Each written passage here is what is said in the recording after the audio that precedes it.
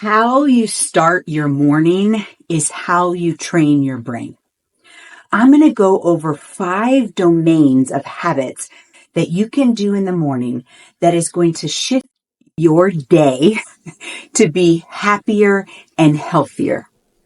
When I talk about 5 domains, I'm talking about physical health, circadian rhythm, mental health, emotional health, spiritual health. Those are the 5 domains. And if you are anything like me and you are constantly consuming content and you think, oh my gosh, there's so many things that I should be doing and I don't have time to do all of these habits. Let's make this practical. Let's look at these 5 domains and then you get to decide what you are going to do for that 10, 20 minutes first thing in the morning. That's all you need is 10, 20 minutes to kick start your day to be happier and healthier. I'm Dr. B. I am a psychiatric nurse practitioner with over 25 years of clinical experience, but my real experience comes from my life. I have 7 children. I've lost 3 children over the course of 20 years and my husband. One to a drowning accident, one catastrophic illness, one died in her sleep, and then my husband succumbed to that same catastrophic illness. And I tell you this because if I can stand here and find energy, strength, motivation to do something in the morning, so can you. I have compiled my 20 years of clinical and life experience into a very unique wisdom. I would love for you to get to know me so that you could trust me to help you. Click the link below for a free book, and that will give you an opportunity to come to a webinar, watch my documentary, and just take a moment to hear my story and how my wisdom can help you. So let's get into those 5 domains. Let's start with physical. We all kind of know that we should be getting up and doing some physical exercise every day. But I think sometimes we watch, physical fitness influencers, people who have dedicated their life to their body and that physical wellness, and we think, that's a big jump. Even if, remember I said 10, 20 minutes, even if you took a 10-minute walk in the morning, it could shift your day, your productivity, your mood, so many things about you. So movement is key, and movement is super important first thing in the morning. It tells our body it's time. It's time to step into our day. And so movement is one. Hydration, physical hydration. I think I'm guilty of this. I wake up and I want my coffee first thing in the morning. And what I really should be reaching for is a glass of water. And so pick something from this physical domain that you're going to start doing every morning. I'm trying. This is the one the hydration thing is the one I'm still working on. I'm putting a bottle of water by my bed. And as soon as my alarm goes off, I'm drinking that bottle of water. So that by the time I get up, do a little bit of the hygiene morning routine and go for my coffee, I've at least hydrated first, right? So movement and hydration, super important for our physical health.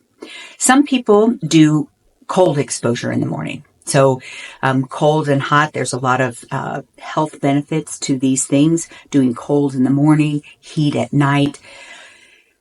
Cold in the morning will wake up the blood cells, right? So that could be extreme where people are doing cold plunges. That's like a thing. I'm not personally doing that. I live in Colorado. A walk outside in the morning is as cold as I'm going to do a cold plunge.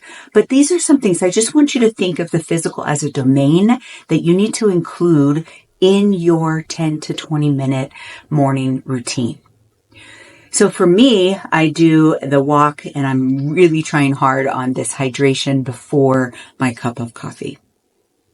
movement, super important. Sunlight, natural sunlight to our eyes and to as much skin as possible is really good for our physical health, but it goes into the next domain of our circadian rhythm. If you are having significant problems first thing in the morning, your circadian rhythm is off. Circadian rhythm is this internal clock that tells you when to sleep, when to wake up, right? And if you are a night shift worker, it is impossible to do this naturally. But if you can, you want to make your day with the sun up and sun down. You want to be getting ready for bed when the sun goes down. And this is hard in the winter because sometimes the sun's going down at 6 o'clock. But maybe naturally we're not supposed to be as productive during those winter months. But now we're going into summer. The sunlight is, into the evening, and it is bright and early rising in the morning. So for this circadian rhythm, there is a morning routine, but there's also a night routine. So getting sunlight first thing in the morning is important. So you could get that physical and circadian rhythm done with the same morning walk. Get outside, walk outside once the sun comes up so that you're getting sunlight and some movement, even if it's just 10 minutes, right? So we're going to hydrate. We're going to do this physical thing. Let's go into the circadian rhythm so that the circadian rhythm is also disrupted by how much technology we consume. How many of you, raise your hand, touch your heart, pick up your phone, if that's the first thing you do in the morning? You pick up your phone. I'm guilty. I try to immediately put it down. I do pick it up to look to see if I've missed anything while I was sleeping. But this is not at all the time to open your social media or to do things that will, put you on a trail of a lot of blue light, right? Remember the circadian rhythm, we need to get natural sunlight.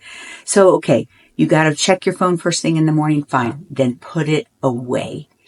Try not to consume blue light in that first hour of waking. Try to get natural sunlight. This is going to help the circadian rhythm. But this is also true for nighttime. So if you really need to stop consuming blue light, which is your phone, your computer, any kind of artificial light, stop consuming that 2 hours before you want to go to bed. And that includes TV. And I know many people actually go to sleep to TV. And we know that might not be the healthiest, but it's kind of been our habit, our routine. But if you are having trouble in the morning or you're not getting good sleep, it does have to do with this disruption of the blue light at least 2 hours prior to going to bed. Now, I have purchased myself some blue light glasses. This decreases the blue light because I am guilty of like a whole 2 hours before I go to bed. I usually go to bed at 9:30. So you're saying by 7:30, I'm not on my phone. It is kind of hard. So I do try to do that. But then there's some practical ways like using blue light glasses if you are going to consume that blue light. And then the circadian rhythm has to do with sleep. It's our internal clock, right? It lifts our mood, keeps us energized during the day, but then it helps us go to sleep at night and keeps us in a good sleeping rhythm, right? So this blue light exposure at night or first thing in the morning, trying to avoid that, as well as making sure that we're getting adequate sleep. And that's a whole nother lecture, right? So here's the 5 domains that we're talking about: physical, getting some sort of movement, and acknowledging the circadian rhythm, which should be that natural light first thing in the morning if you can. So now let's get into the next 3, the mental, emotional, and spiritual. Sometimes we mesh those all together, but they're actually kind of different. Your mental health, your mental strength is coming from your ability to think through your problems, organize them, and make choices in line with what you want, right? I have this whole mentally strong method that I teach, and we go through like learning how to do that. Think, organize, and choose. And a lot of people talk about doing this kind of inner work, first thing in the morning. Make sure you pray and meditate for 20 minutes every day. I would say that you don't want to get into the deep stuff in the morning. It will, when you get into kind of those deep mental and emotional states, you are kind of setting the precedence for the day, and then you might have to, continue processing. So what I say is mentally in the morning, you're going to check yourself. What is my intention for today? I talk a lot about personal vision in the Mentally Strong Method. Where's your vision? Where are you trying to go? How does today align with who you want to be? Maybe you're just going to work. Maybe you're getting ready for your child's graduation. Set the intention for the day, and it may or may not be a productivity intention. It may be a connection. I'm going to make sure that I spend some quality time with such and such child. But going into a day with an intention, and this is the whole manifesting and prayer. Yes, we want to mentally rein it in. This is not the time to do the Mentally Strong Method.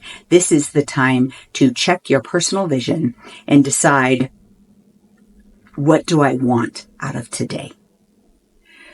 But then the emotional. So when we say mental, this is kind of our ability to take control. Sometimes the emotions seem to overpower the mental, and we feel like we're depressed or anxious. And I can tell you, I have been in those spaces, and mornings are hard.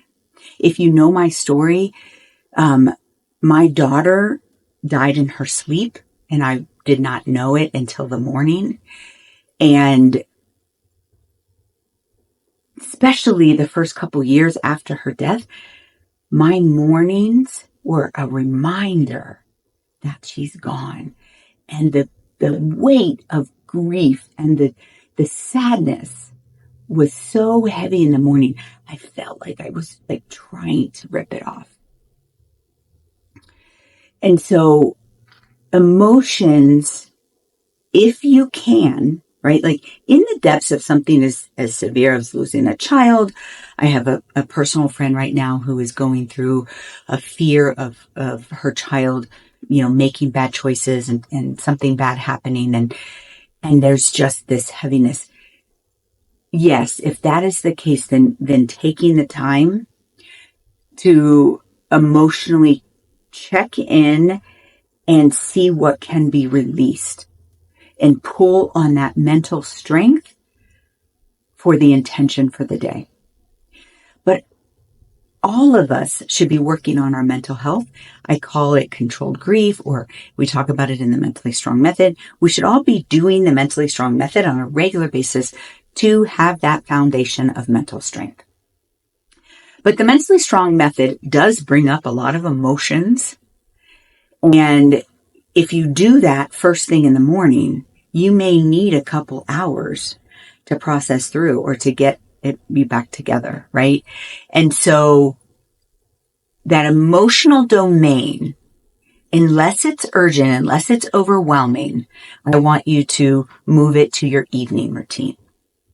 Should all be doing some more expansion, growth, meditation, prayer in the evenings. Our morning routine should be 10, 20 minutes. Check ourselves mentally. Where are we going to get? What is our vision for the day? Where are we going to get the strength for that?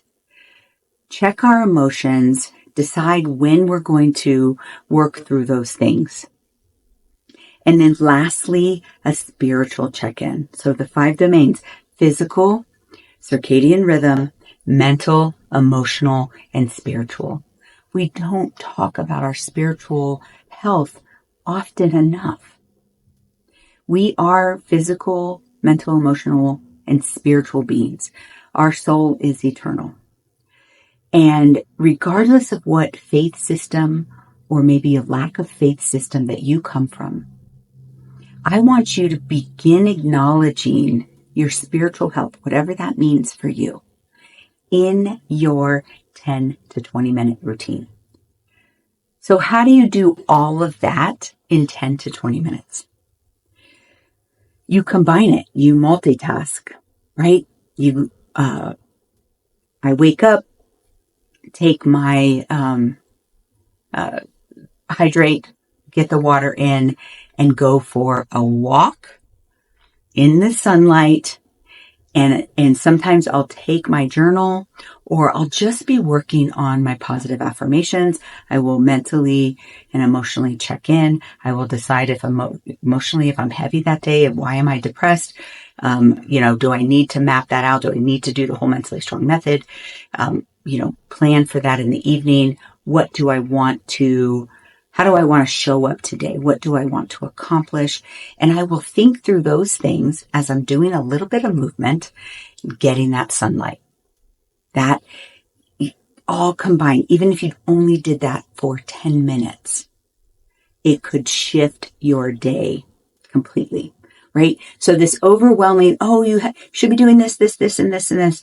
And I am the victim of it. I've bought a sauna. I have a vibration plate, and I have all of these things at my house that red light therapy, and I'm going to do all these things. And I do a little bit of them.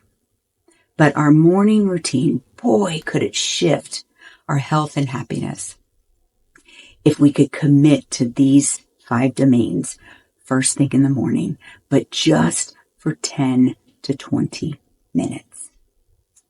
So, I've got some questions.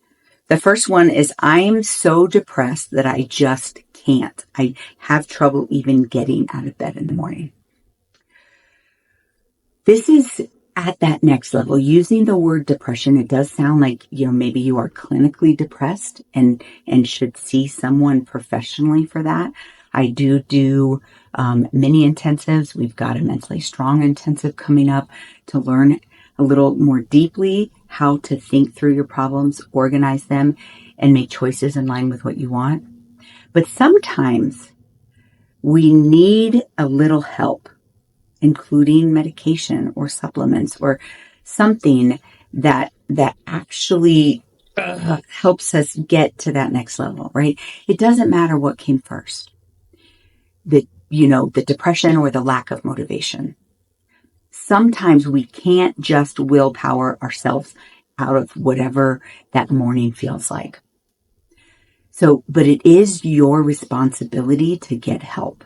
This is what I always say to people. They're like, because I do a lot of, self-development teaching and empowering, like you can do this yourself. And then I also run a comprehensive psychiatric clinic where we prescribe medication. Like, here's the line. If you are doing all that you can, you're trying to do the routine, you're trying to eat right, you are still telling yourself you can't, and you shouldn't be telling yourself you can't, because there's a whole nother video on the, stopping those negative thoughts, right? But then your neurotransmission is low, and get help. But then still take responsibility. Like, medication's not going to fix everything. Take that responsibility and keep working on yourself until you can say, I can. I can with a little bit of help, or maybe, not. But saying I can't, if you are truly trying, then there is a biochemical weight that needs to be treated. Next question. I know I should be doing all of these things, but I don't do them consistently. Welcome to the club. This is where grace comes in. Knowing yourself, checking yourself, right? Starting a morning routine and and documenting for yourself, either mentally or writing in your journal, how it made you feel. Oh, I feel, I felt so much better today, this, that. And then when you slide and don't do it for 3 days, go back and look at how you felt when you did and convince yourself to do it more often. This is not about perfection. This is about having insight into what you need and taking care of yourself. And when you find yourself in this negative, lack of motivation mood, it's your responsibility to figure out how to motivate yourself. I can't motivate you. I can empower you. I can give you tools. I can tell you why. But the motivation comes from within. Why do you want it? This is why I talk about personal vision. If you're just doing a morning routine because Dr. B says you should do a morning routine, you're not going to do it. You're not going to be consistent. Why do you want a morning routine? I can tell you why I want one. Because I want to feel energy and healthy, and I want to sleep well. So have grace for yourself as well. Last question. Can you elaborate more on the mental, emotional, and spiritual? My brain feels like chaos, especially in the morning. So it might take some time, like learning and working through the Mentally Strong method. And we can talk more about the Mentally Strong method as this foundation for organizing that chaos. It's how do you think through your problems? How do you organize them and make choices in line with what you want? And so when we talk about mental, emotional, spiritual, mental is more of the cognitive piece. Emotional is the emotions, the feelings. And then the spiritual is the acknowledgement that there is something greater, whether it be universal community or a God that loves us, right? And so understanding how to reconcile your beliefs about those spiritual things, about yourself mentally, having insight into where the emotions are coming from. And emotions are not bad. I was taught, and I think a lot of young ladies, women and girls, are taught that emotions are the negative quality of women. And that is not true. They are what makes us unique, and that it is what makes us show up differently in the world. And so understanding those emotions. And so I would really encourage you to learn the Mentally Strong method. You could do that through a one-to-one mini intensive with me. I've got the Mentally Strong intensive coming up, and where you spend 3 days working with a group of us. And we have online courses around the Mentally Strong method. It is a solid framework for you to be able to organize that chaos, but it's probably not a part of your morning routine, right? And you need some time to learn it and implement it. And I still use it today. So learn the Mentally Strong method. Come and join me. There's a link for my free book, which will invite you to the documentary, a webinar where you can get to know me personally and know how I can help you. If I can stand here with confidence and wisdom and teach after losing 3 children and my husband, I know I can help you with whatever you are dealing with. Continue watching.